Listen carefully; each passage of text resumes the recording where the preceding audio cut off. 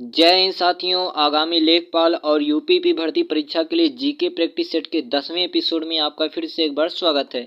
यदि आपने 9 practice set नहीं देखा है और हिंदी का प्रैक्टिस सेट नहीं देखा है तो देरी किस बात का है, अभी जाएं, वीडियो के नीचे डिस्क्रिप्शन में उसका लिंक है और उसे जरूर देखिए। तो चलिए आज का क्वेश्चन स्टार्ट करते। हम लोग क्या कहा इन्होंने, ध्यान देना। पहला क्वेश्चन कहा कि करो या मरो का नारा किसने दिया। ठीक है, करो या मरो का नारा किसने दिया। तो याद रखिएगा, करो या मरो का नारा जो है महात्मा गांधी ने दिया था। किसने दिया था? महात्मा गांधी ने। भगत सिंह की बात करें तो भगत सिंह ने एक नारा दिया था, इंकलाब जिंदाबाद। ठीक है, और सुभाष चंद्र बोस की बात करें तो इन्होंने एक नारा दिया था, तुम मुझे खून दो मैं तुम्हें आज़ादी दूंगा। ठीक है, सुभाष चंद्र बोस की अगर बात करें तो माना जाता है कि इन्होंने भारत छोड़ो नामक नारा दिया था। ठीक है, तो याद रखिएगा पहले का आपका कौन सा हो जाएगा, डी वाला सही हो जाएगा, महात्मा गांधी। ठीक है, 2 नंबर क्वेश्चन की बात करते इन्होंने क्या कहा, ध्यान दीजिएगा। किस मुगल बादशाह को जिंदा पीर कहा जाता है? किस मुगल बादशाह को जिंदा पीर कहा जाता है? तो याद रखिएगा औरंगजेब को। ठीक है, किसे कहा जाता है?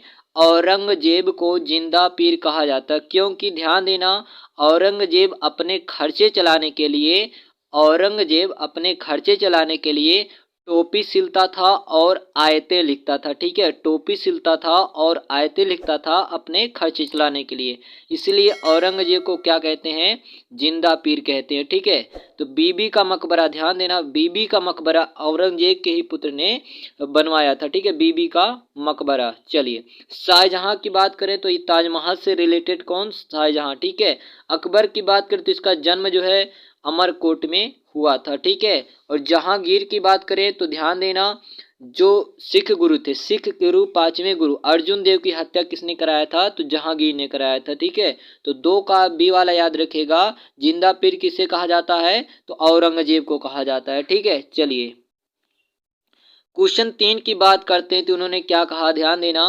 अलाई दरवाजा का निर्माण किस सुल्तान ने करवाया था? अलाई दरवाजा का निर्माण किस सुल्तान ने कराया था? तो याद रखिए, अलाई जो दरवाजा है, अलाई दरवाजा कहाँ है? तो नई दिल्ली में। ठीक है, नई दिल्ली में पड़ता है और इसका निर्माण कराया था अलाउद्दीन खिलजी ने। कौन कराया था? अलाउद्दीन खिलजी ने इसका निर्माण कराया था। ठीक है, इसके अतिरिक्त अगर बात करें तो गुलाम वंश का जो संस्थापक था कुतुबुद्दीन ऐबक था। ठीक है, कुतुबुद्दीन ऐबक 1206 से 1210 उसका टाइम काल माना जाता है, परंतु गुलाम वंश का वास्तविक संस्थापक कौन माना जाता है? तो इल्तुतमिश माना जाता है। ठीक है, ए वाला इल्तुतमिश, ये क्या था? तो गुलाम वंश का वास्तविक संस्थापक माना जाता है। ठीक है, चलिए बलबन की बात करते हैं तो बलबन कौन था? तो इसने सिजदा और पाबोश नमक प्रथा स्टार्ट किया था। कौन? गयासुद्दीन बलबन। ठीक है, तो 3 का आप लोग सी वाला याद रखिएगा, अलाउद्दीन खिलजी। ठीक है, 4 नंबर क्वेश्चन की अगर बात करें तो उन्होंने क्या कहा, ध्यान देना। इन्होंने कहा कि निम्नलिखित में से किसने राष्ट्रकूट साम्राज्य की नींव रखी? ठीक है, राष्ट्रकूट साम्राज्य की नींव रखी। तो ये कौन था? तो दंती दुर्ग था। ठीक है, दंती दुर्ग ने क्या किया था? राष्ट्रकूट साम्राज्य की नींव रखी थी। ठीक है, 5 नंबर क्वेश्चन की बात करती उन्होंने क्या कहा, तो ध्यान देना। इन्होंने कहा कि हर्षचरित हर्षचरित नामक पुस्तक किसने लिखी थी? तो याद रखिएगा, हर्षचरित नामक पुस्तक लिखा था बाल भट्ट ने। किसने लिखा था? बाल भट्ट ने लिखा था।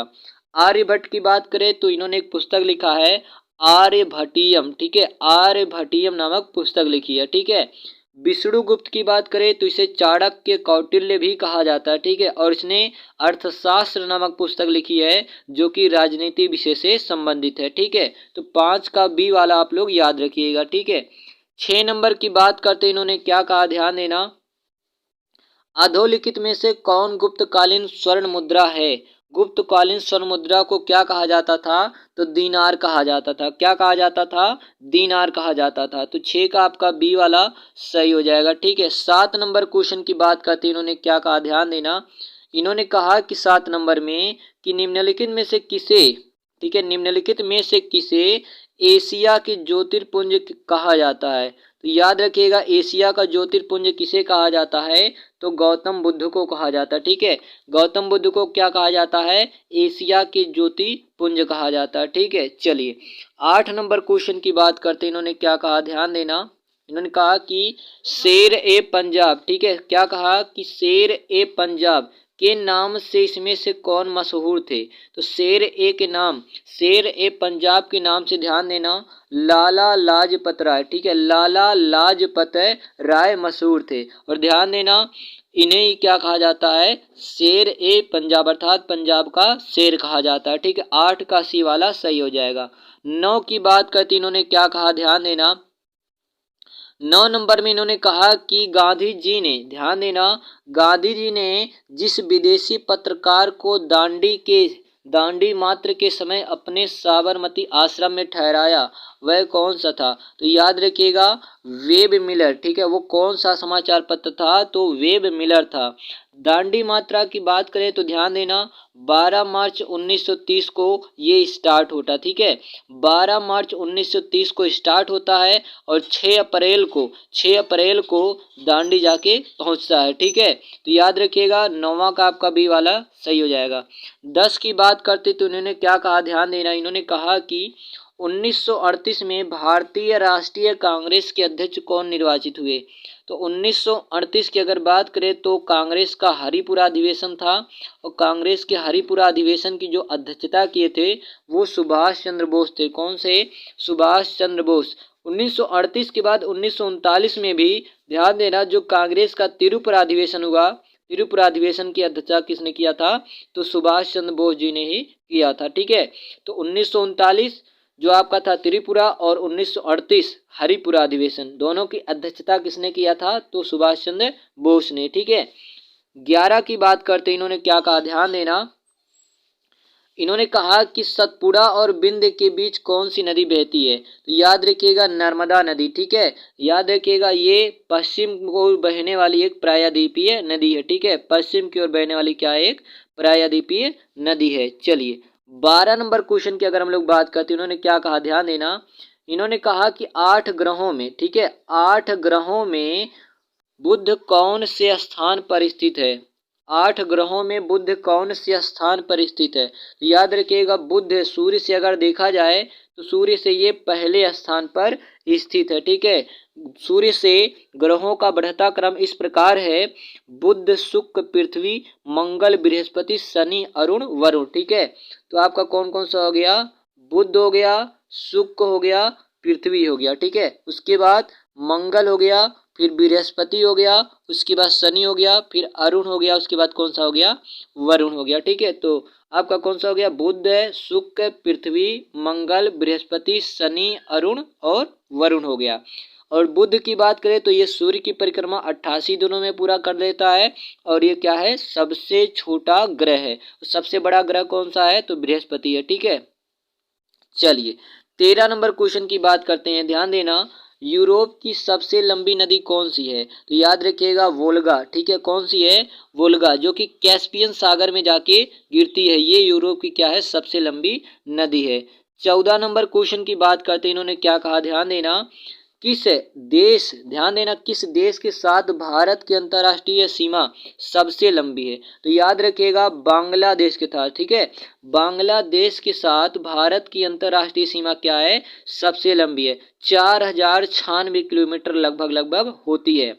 और भारत की सबसे कम सीमा किसके साथ लगती है, तो अफगानिस्तान के साथ, ठीक है, केवल 106 किलोमीटर लगती है। और सबसे ज़्यादा किसके साथ, तो बांग्लादेश के साथ, कितना लगता है, 4096 किलोमीटर, ठीक है। चलिए क्वेश्चन नंबर 15 की बात करते हैं, इन्होंने क्या कहा है, ध्यान दीजिएगा। 15 में इन्होंने कहा कि निम्नलिखित में से, ठीक है, इन्होंने क्या कहा कि निम्नलिखित में से कौन, ठीक है, निम्नलिखित में से कौन भारत का सबसे अधिक आर्द्र स्थान है। तो याद रखिएगा कौन सा हो जाएगा आपका, मानसीरम, ठीक है, कौन सा हो जाएगा, मानसीरम, ये भारत का क्या है, सबसे अधिक आर्द्र स्थान है, ठीक है, डी वाला आपका सही हो जाएगा, ठीक है। नेक्स्ट की बात करते हैं 16, इन्होंने कहा कि योजना पत्रिका का प्रकाशन निम्नलिखित में से किसके द्वारा होता है। तो याद रखिएगा जो योजना पत्रिका है इसका प्रकाशन जो है सूचना एवं प्रसारण मंत्रालय के द्वारा होता है। किसके द्वारा, सूचना एवं प्रसारण मंत्रालय के द्वारा होता है, ठीक है। चलिए 17 नंबर क्वेश्चन की बात करते हैं, इन्होंने क्या कहा है कि बैंकों का बैंक, बैंकों का बैंक किसे कहा जाता है? तो याद रखिएगा आरबीआई को, ठीक है, reserve bank of India, RBI यानी कि रिजर्व बैंक को क्या कहा जाता है? बैंकों का बैंक कहा जाता है। इसकी स्थापना ध्यान देना 1 अप्रैल 1935 को कोलकाता में हुई थी, ठीक है, 1 अप्रैल 1935 को कहाँ हुई थी? कोलकाता में, परंतु 1937 में इसका मुख्यालय मुंबई कर दिया गया, ठीक है। भारतीय स्टेट बैंक की बात करें तो ये भारत का सबसे बड़ा बैंक है, ठीक है। नाबार्ड की बात करें तो ये किसानों को क्या करता है? लोन देने का काम करता है, ठीक है। तो याद रखिएगा बैंकों का बैंक किसे कहते हैं? तो रिजर्व बैंक को कहते हैं। स्थापना कब होती है? तो 1 अप्रैल 1935 को कलकत्ता में होती है, ठीक है। वर्तमान में इसका मुख्यालय कहाँ है? तो मुंबई में है। कब हुई थी मुख्यालय मुंबई में? तो 1937 को, ठीक है। चलिए 18 नंबर क्वेश्चन की बात करते हैं। इन्होंने क्या कहा कि हरित क्रांति का मुख्य प्रभाव किस पे पड़ा था? तो याद रखिएगा अनाज, गेहूं, चावल पे इसका प्रभाव सबसे ज्यादा पड़ा था, ठीक है। हरित क्रांति का संबंध किससे होता है? तो खाद्यान्न, ठीक है।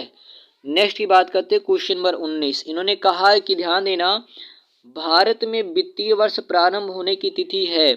भारत में वित्तीय वर्ष प्रारंभ होने की तिथि है, तो याद रखिएगा 1 अप्रैल। वित्तीय वर्ष की बात किया जाए भारत में तो 1 अप्रैल से 31 मार्च तक माना जाता है, ठीक है, 1 अप्रैल से 31 मार्च तक। तो आपका ए वाला सही हो जाएगा। नेक्स्ट की बात करते हैं क्वेश्चन नंबर 20। तो इन्होंने क्या कहा? ध्यान देना, विश्व व्यापार संगठन यानी कि WTO, वर्ल्ड ट्रेड ऑर्गेनाइजेशन, ठीक है, वर्ल्ड ट्रेड ऑर्गेनाइजेशन यानी कि विश्व व्यापार संगठन में कितने सदस्य हैं? तो याद रखिएगा 164, 164 सदस्य हैं। इसकी स्थापना 1995 में होती है और इसका मुख्यालय कहाँ? जिनेवा, स्विट्जरलैंड में, ठीक है।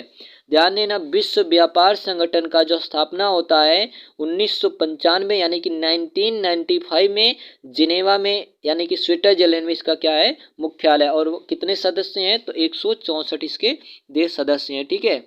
चलिए 21 की बात करते हैं। उन्होंने क्या कहा? ध्यान देना, संविधान का कौन सा भाग नागरिकता के प्रावधानों से संबंधित है? तो याद रखिएगा भाग 2, ठीक है। भाग 1 क्या है? संघ और उसका राज्य क्षेत्र। भाग 2 क्या है? आपका नागरिकता। भाग 3 क्या है? मूल अधिकार, ठीक है। भाग 4 क्या है? तो राज्य के नीति निर्देशक तत्व। भाग 4 क्या क्या है? तो आपका मौलिक कर्तव्य आता है, ठीक है। तो 21 का ए वाला याद रखिएगा, संविधान का कौन सा भाग नागरिकता को बताता है? तो भाग 2, ठीक है। चलिए 22 की बात करते हैं। इन्होंने क्या कहा? ध्यान देना, अभिव्यक्ति की स्वतंत्रता किस मौलिक अधिकार के अंतर्गत आती है? तो याद रखिएगा मौलिक अधिकार पहले 7 था, ठीक है। कौन कौन सा? तो याद रखिएगा आपका हो जाता है कौन कौन सा? समानता का अधिकार, ठीक है, स्वतंत्रता का अधिकार, शोषण के विरुद्ध अधिकार, ठीक है, धार्मिक स्वतंत्रता का अधिकार, शिक्षा एवं संस्कृति संबंधी अधिकार और संवैधानिक उपचारों का अधिकार। और 7वां आपका ये कौन सा था? तो याद रखिएगा 7वां आपका था संपत्ति का अधिकार, ठीक है। और संपत्ति के अधिकार को 44वां संविधान संशोधन 1978 के तहत काट कर उसे अनुच्छेद 300 का में वैधानिक अधिकार के रूप में रख दिया गया। तो वर्तमान में आपका 6 मूल अधिकार बचा है। कौन कौन सा? पहला आपका आता है समानता का अधिकार, ठीक है, उसके बाद स्वतंत्रता का अधिकार, फिर शोषण के विरुद्ध अधिकार, फिर धार्मिक स्वतंत्रता का अधिकार, उसके बाद शिक्षा एवं संस्कृति संबंधी अधिकार और आपका एक आ जाता है कौन सा? संवैधानिक उपचारों का अधिकार। और अभिव्यक्ति की जो स्वतंत्रता होती है वो किस में आ जाता है? तो आपका आ जाता है, ध्यान देना इसमें, जो आपका दूसरा वाला, ठीक है, किसमें? स्वतंत्रता का अधिकार आ जाता है, ठीक है, किस में आता है? स्वतंत्रता। अनुच्छेद आपका देखना समानता का अधिकार आ जाता है अनुच्छेद आपका 14 से 18 में, और आपका ये किस में आ जाता है? 19 से 22 में, ठीक है। चलिए 22 के बाद 23 की बात करती है। इन्होंने क्या कहा? ध्यान देना, 23 में इन्होंने कहा कि किस संविधान संशोधन के द्वारा, ठीक है, ध्यान देना, इन्होंने कहा वे संविधान संशोधन अधिनियम 2002 से भारत में सभी बच्चों के लिए मुफ्त एवं अनिवार्य प्राथमिक शिक्षा की व्यवस्था की गई है। तो याद रखिएगा 86, ठीक है, 86वां संविधान संशोधन 2002 से भारत में बच्चों के लिए अनिवार्य एवं प्राथमिक शिक्षा की व्यवस्था की गई है, ठीक है। तो यहाँ पे 23 का कौन सा? ए वाला आपका हो जाएगा कौन सा? 86, ठीक है। 24 की बात करें अगर 24 में इन्होंने क्या कहा? ध्यान देना, इन्होंने कहा कि संविधान में कितने प्रकार के आपातकाल का प्रावधान है, ठीक है, संविधान में कितने प्रकार के आपातकाल का प्रावधान है? तो संविधान में 3 प्रकार का आपातकाल है, एक राष्ट्रीय आपात, राष्ट्रपति शासन और वित्तीय आपात। कौन कौन सा? अनुच्छेद 352, अनुच्छेद 356 और कौन सा? अनुच्छेद 370 है, ठीक है। तो 3 प्रकार, सॉरी 370 नहीं होगा, 360 होगा, ठीक है। कौन सा होगा 360। तो अनुच्छेद 352 में क्या है, राष्ट्रीय आपात, 356 में क्या है, राष्ट्रपति शासन, और 360 में क्या है, तो आपका वित्तीय आपात। ध्यान देना, जो आपका है राष्ट्रपति शासन लगभग सभी राज्यों में लग चुका है, ठीक है। और बात करें अगर राष्ट्रीय आपात का, तो अब तक 3 बार लग चुका है, 1962, 1965 और 1975, ठीक है। और अगर बात करें वित्तीय आपात, तो अभी तक कभी नहीं लगा है। तो संविधान में याद रखिएगा 3 प्रकार के आपातकालों का वर्णन है, ठीक है। तो यहाँ पे 24 का कौन सा हो जाएगा, आपका सी वाला सही हो जाएगा, ठीक है। चलिए 25 की अगर हम लोग बात करें, उन्होंने क्या कहा कि भारत में कितने स्तरों में अदालतें होती हैं, भारत में कितने स्तरों में अदालतें होती हैं, तो याद रखिएगा 3 स्तरों में होती है, ठीक है। एक आपका कौन सा हो गया, ध्यान देना 3 स्तरों में होता है। सबसे बड़ा आपका जो हो जाएगा कौन सा हो जाएगा, सुप्रीम कोर्ट हो जाएगा, ठीक है, सुप्रीम कोर्ट। उसके बाद आपका हो जाएगा नीचे उसकी हाई कोर्ट, उसके बाद आपका जितना सारा हो जाएगा, ध्यान देना, डिस्ट्रिक्ट कोर्ट, ठीक है। तो 3 स्तरों में क्या होती हैं, अदालतें होती हैं। नेक्स्ट की बात करें, इन्होंने क्या कहा, ध्यान देना, ध्वनि की तीव्रता का एसआई मात्रक क्या है, तो ध्वनि की तीव्रता का एसआई मात्रक क्या होता है, डेसिबल होता है, ठीक है। और ये न्यूटन किसका मात्रक होता है, बल का। ज्योति तीव्रता का मात्रक क्या होता है, टेस्ला। चुंबकीय फ्लक्स का मात्रक क्या होता है, टेस्ला। हर्ष क्या है, आवृत्ति का मात्रक, ठीक है।